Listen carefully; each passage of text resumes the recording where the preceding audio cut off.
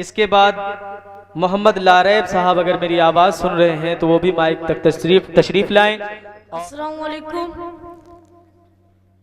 वालेकुम अस्सलाम व रहमतुल्लाह। एक मरतबा आप लोग रुकिए बेटा, एक मरतबा आप लोग हाथ उठा करके कहें सुबहान अल्लाह।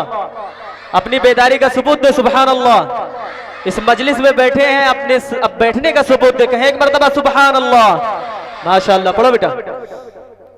सर्दे के कायनात की दौलत खरीद ली, सर्दे के कायनात की दौलत खरीद ली,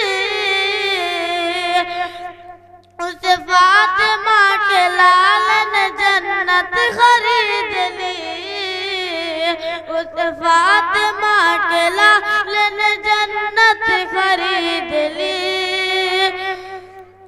गोरा गुलाम दे दिया, काले को ले लिया, गोरा गुलाम दे दिया, काले को ले लिया, गोरा गुलाम दे दिया, काले को ले लिया, गोरा गुलाम दे दिया, काले को ले लिया।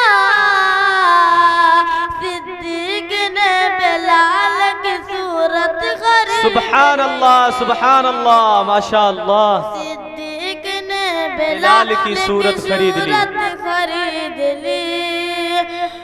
मैं अपने माँ के पाँव दबा कर जो सो गया, मैं अपने माँ के पाँव दबा कर जो सो गया, मैं अपनी माँ के पाँव दबा कर जो सो गया, मैं अपनी माँ के पाँव दबा कर जो सो गया।